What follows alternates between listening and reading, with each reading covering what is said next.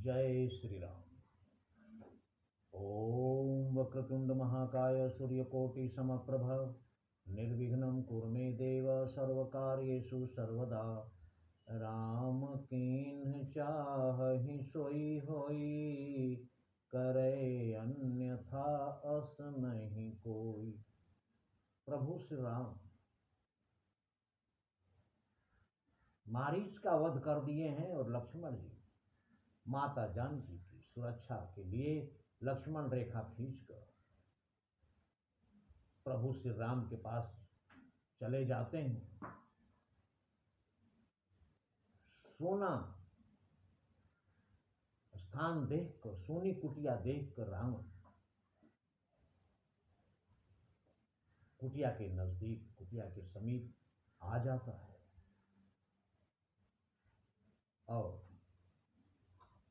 रावण माता जानकी के पास पहुंचता है, लेकिन भयभीत है, डर रहा है। ऐसा योद्धा जो कभी चोरी जैसा घटिया काम किया नहीं, योद्धा था, बहादुर है, डरने वाला किसी से है नहीं, जिसके भय से तीनों लोक के सारे जीव थर थर कांपते हैं। जाके डर सुर असुर डराही, निसिन नींद दिन अन्न न खाही। जिस रावण के भय से सुर असुर, देवता, दैत्य, राक्षस, मनुष्य की तो कोई गिनती ही नहीं कि उसके भय से कितने भयभीत रहते हैं। मनुष्यों के अलावा देवता और राक्षस भी जिसके डर से निशिन नींद दिन अन्न न खाएं, रात में सो नहीं पाते हैं, दिन में अन्न तक नहीं खा पाते हैं। सो 10 शीश स्वान की नाई, वो प्रतापी रावण कुत्ते की भांति डरा हुआ इत उत चितई चला भड़ियाई। कुत्ता जैसे चुपचाप किसी के घर में घुसकर बर्तनों के अंदर अगर कुछ है तो चुपचाप चोरी करके लेके भाग जाता है। भाड़ियाई ऐसा शब्द है, भाड़े कहते हैं बर्तनों को, और बर्तन के अंदर से कुत्ता रोटी चुरा कर जिस प्रकार भाग जाता है, उसी प्रकार रावण इतना प्रतापी होने के बावजूद भी आज चोरी जैसा नीच काम करने के लिए जब चला है तो उसके मन में भय है। इधर उधर देखकर चुपचाप चला आ रहा है। काकभूषण जी गरुड़ जी से कहते हैं कि एमे कुपंथ पग देत खगेशा। इस प्रकार कुपंथ पर, बुरे रास्ते पर पैर रखते ही रहन तेज तन बुद्धि बल लेशा। कुपंथ पर, बुरे रास्ते पर पैर रखते ही उस व्यक्ति के शरीर में न तेज रह जाता है, न बुद्धि रह जाती है, न बल रह जाता है, कुछ भी नहीं बच जाता उसके पास। लेकिन रावण सबके बावजूद भी पहुंचता है माता जानकी से भिक्षा लेने के लिए कुटिया के दरवाजे तक, जैसे कि आम भिखारी करते हैं, दरवाजे पर जाकर आवाज लगाते हैं। दरवाजे पर जाके आवाज लगाने के लिए जैसे ही रावण कुटिया की तरफ बढ़ता है, लक्ष्मण जी की खींची हुई रेखा से स्पर्श होते ही रेखा आग उगलने लगती है।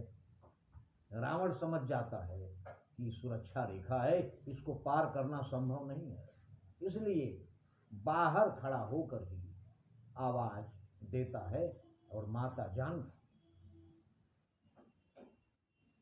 अपनी मर्यादा के अनुसार, अपने सभ्यता के अनुसार, अपने संस्कारों के अनुसार भिक्षा लेकर आती हैं।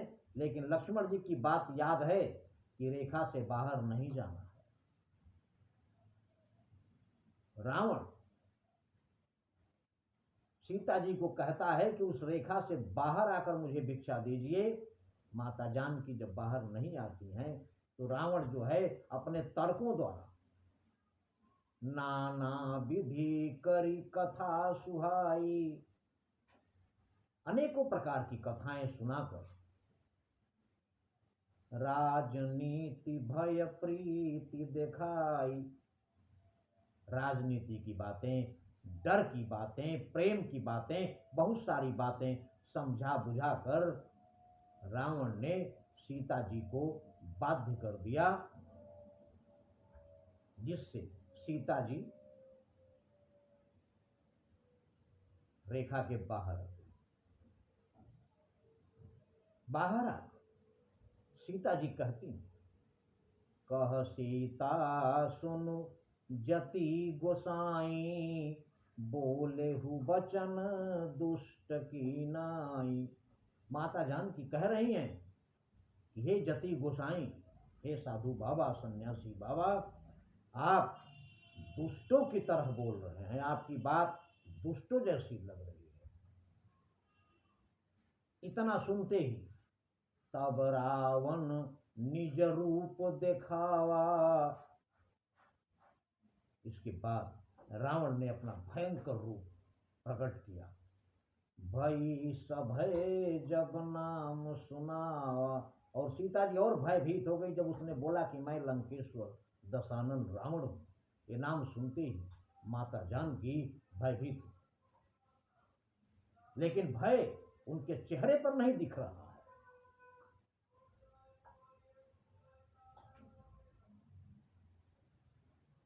बहुत धैर्य धर कर सीता जी, कह सीता धरि धीर जुगाढ़ा, अत्यंत गहरा धैर्य धर कर सीता जी ने रावण से कहा, आई गयौ प्रभु रहु खल ठाढ़ा। प्रभु श्री राम आ गए, अरे दुष्ट तू खड़ा रह। रावण कहता है कि इतनी निडर स्त्री हमने जीवन में कभी नहीं देखी। तुम्हें भय नहीं लगता? दशानन रावण जिसके सामने खड़ा हो वो भयभीत न हो, ऐसा कभी हुआ नहीं। सीता जी कहती है, तू क्या संसार अगर चाहे तो भी बल तोल नहीं सकता। सतवंती के सत्य के आगे ब्रह्मा भी बोल नहीं सकता। ब्रह्मा तक की इतनी हिम्मत नहीं कि सतवंती के सत्य के आगे कुछ बोल जाए। तू किस खेत की मूली है? रावण कहता है कि इस वनवासी की कुटिया में क्या है, हमारे यहां चलो, राजमहल में रखेंगे। सीता जी कहती हैं, दानी के बटुए की समता करती झोली भिखमंगे की। दानी का बटुआ छोटा होता है, लेकिन उसमें देने के लिए अपार धन और बहुत बड़ा दिल दानी का होता है। भिखारी की झोली दानी के बटुए से कई गुना बड़ी होती है, लेकिन भिखारी भिखारी है, वो कभी दानी नहीं बन सकता। तो दानी के बटुए की समता करती झोली भिखमंगे की, सूरज के पास पहुंच जाऊं, इच्छा है नीच पतंगे की। उस नीच पतंगे की इच्छा है कि सूरज को झूले। सूरज तक पहुंचने से पहले ही पतंगा झुलस जाता है। उसी प्रकार हमारे पास आने से पहले तू बचेगा नहीं, झुलस जाएगा। जिमी हरि बधु ही क्षुद्र सस चाह, भयउ काल बस निशिचर नाह। जिस प्रकार हरि कहते हैं सिंह को, जिस तरह सिंह की बहू को यानी शेरनी को छोटा सा खरगोश चाहने लगे, जिमी हरि बधु ही क्षुद्र सस चाह, सस कहते हैं खरगोश को। तो जिस प्रकार सिंह की बधू को यानी शेरनी को छोटा सा खरगोश, दुष्ट खरगोश चाहे, उसी प्रकार मेरी चाह तुमको भयउ काल बस निश्चर नाहा, तुम काल के वशीभूत हो गए हो, जो मेरी चाह करके मुझे अपने यहां ले जाना चाहते। सीता जी की महिमा रावण जानता है। धनुष यज्ञ से ही महिमा जानता है सीता जी की, कि जिस धनुष यज्ञ को कोई योद्धा नहीं उठा सका, इस सीता ने एक हाथ से उसे उठा दिया था। तो सीता कोई साधारण नहीं है, और यही है जगत जननी मां जगदम्बा। इसलिए शून्य 10 शीश, रावण वचन सुनते ही बहुत गुस्से में आ गया। सुनत बचन 10 शीश रिसाना, रावण बहुत क्रोधित हुआ ये वचन सुनकर। इतने बड़े योद्धा को कोई पतंगा कहने लगे, भिखारी कहने लगे, तो क्रोध तो उसे आएगा। लेकिन सुनत बचन 10 शीश रिसाना, मन महु चरण बंद सुख माना। लेकिन माता जानकी को मन ही मन प्रणाम किया रहा,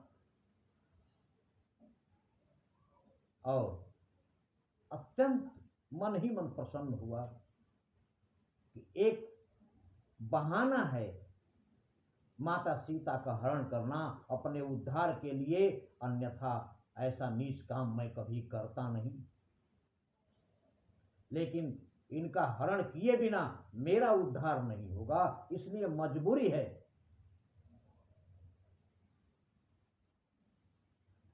तो मन ही मन माता जानकी को प्रणाम किया, और उसके बाद रावण क्रोधवंत अति रावण, लीने सिरथ बैठाई। सीता जी को क्रोधित हुआ रावण अपने रथ में बैठा लिया। चला गगन पथ आतुर, भय बस कि न जाए। और सीता जी को पुष्पक विमान में बिठाकर रावण आकाश मार्ग से चल पड़ा है। भयभीत इतना है कि रथ हाँका नहीं जा रहा। पुष्पक विमान जो सबसे तेज चलने वाला वाहन है, उसमें भी रावण को लग रहा है कि कहीं राम वापस ना आ जाए। इस भय से घबराया हुआ सा जल्दी जल्दी जितना तेज हो सकता है पुष्पक विमान आदेश के अनुसार चलने वाला था, उसको कह रहा है कि तुम जितना शीघ्र हो सके इस क्षेत्र से बाहर निकल जाओ। इस प्रकार रावण माता सीता का हरण करके आकाश मार्ग से लंका की ओर चल पड़ा है। आगे जब लक्ष्मण जी प्रभु श्री राम से मिलते हैं तब क्या होता है, ये प्रसंग अगले वीडियो में देखें। प्रभु जहां भी रहे पूरी सृष्टि के हर जीव पर नजर रखते हैं। उनकी धर्म पत्नी का हरण हो गया और प्रभु को पता न चले, ऐसा कभी हो सकता है? लेकिन नर लीला है, इसलिए प्रभु कहीं भी अपने आप को ये नहीं दिखा रहे हैं कि हम ही नारायण के अवतार हैं। यह है आनंद कंद मर्यादा पुरुषोत्तम भगवान श्री रामचंद्र जी की लीला। इसलिए सब कुछ प्रभु ही हैं, और इस कलयुग में तो सिर्फ राम नाम ही उद्धार का रास्ता है। इसलिए नहीं कलि कर्म न भगति विवेकु, राम नाम अवलंबन एकु। जय श्री राम।